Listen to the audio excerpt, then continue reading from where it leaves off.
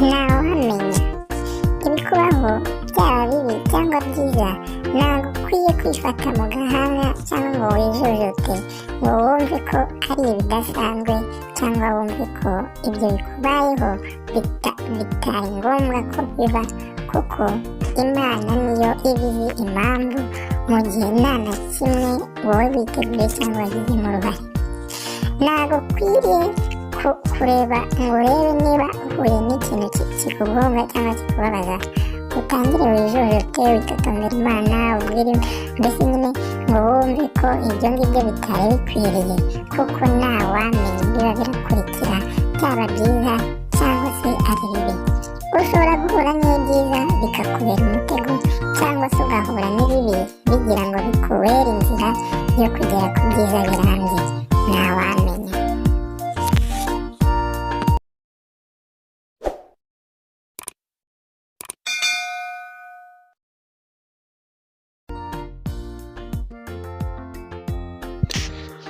Rimwe na rimwe hari igihe umuntu ahura n'ubuzima atishimiye cyangwa se akanyura mu gihe cy'ubuzima yumva budahwanye n'uko abishaka, agatangira kwitotombera Imana. Agasanga nyine atangiye kwijujutira Imana ko ariyo yabiteye, ko nta kimumariye.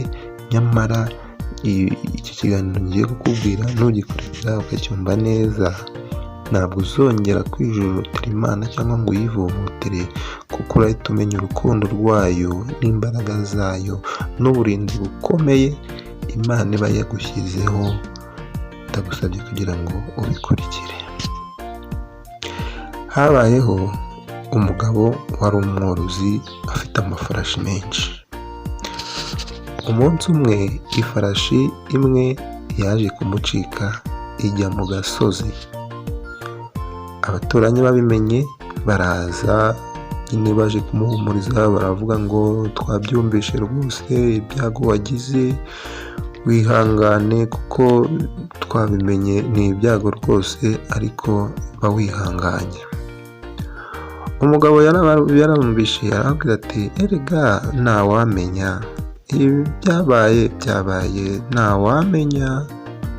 Abaturanyi barabibonye nyine barigendera barataha.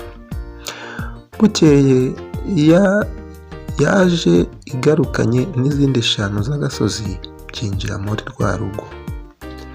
Abaturanyi babimenye baraje rwose bamukorera surprise, baravuga ati twumvishe ko ya farashi yawe yaje ndetse ikaza igarukanye n'izindi 5. Ibi bintu ni byiza rwose, Imana yagutabaye, ni umugisha wagize, wowe uri kubyumva ute? Ese ubu urabubona gute?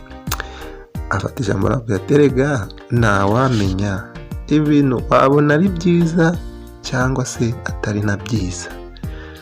Abaturanyi barabyumvishe baravuga ati se uyu we ibi byago biramubaho ngo ntawamenya, n'ibyiza byamubaho ntawamenya. Uyu mugabo banza atari muzima. ubuse kuki ibi bimubaho akavuga ngo ntawamenya, n'ibyiza byamubaho akavuga ngo ntawamenya, aho tuzabigira gutera? Nanone barongeye barataha, ariko bataha babuze igice bamushyiramo.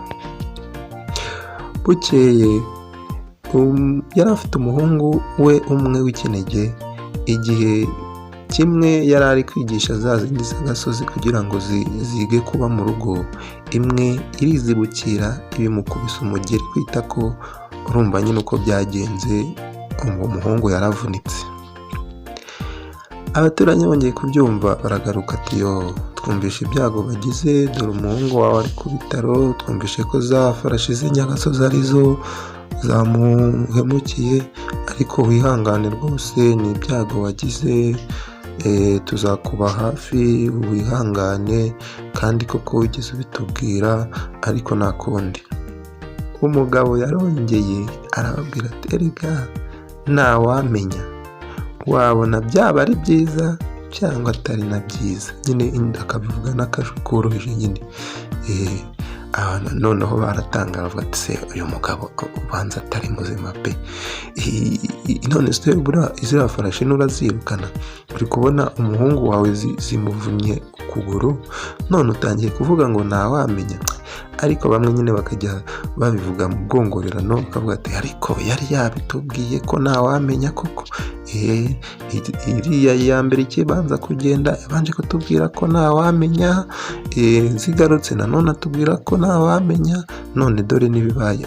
Uyu mugabo bamwe nyine batangira kumugarukira kubera ibyo yivugiraga, ariko abandi nyine bakavuga ati nyine sesereye, abandi bakamujijinganyaho, bamwe ngo ni umuhanga, abandi ngo si umuhanga, nyine batangira kumwibazaho cyane, ariko nyine birarangira nabwo barataha. Bukeye igihugu cyabo cy'abaturanyi cyaje guterwa n'abacengezi, nyine bigira mu gihugu cyabo, biba ngombwa ko baza gufata abana b'abasore ngo bose babajyane mu gisirikari babashe kujya guhangana n'abacengezi. Nta kundi byari kugenda, nyine ahantu hose bari bazi hari umusore hose bagiyeyo. Bageze kuri rwa rugo rwa wa mugabo basanga umuhungu we yaravunitse, nyine ho barahataruka baramwihorera. Abasore baragiye ku rugamba, nyine bamwe barapfa abandi bagwiyo. Abaturanyi babyumvishe baje kureba wa mugabo, baravuga ati yo twabyumvishe rwose ko umuhungu wawe yasigaye ahangaha kubera ko ifarashi yari yamuteye akaguru akavunika. Ni byiza rwose, twebwe abacu twumvishe ko bari ku gushyanga bagiye abacengezi babigarurira. Ni byiza rwose, ariko turabyibuka tubwira ngo ntawamenya. Yarabwiye terega ntawamenya, ibintu byose bibaho ntawamenya. Barumiwe bageraho, bamwe baramugarukira abandi baratangara.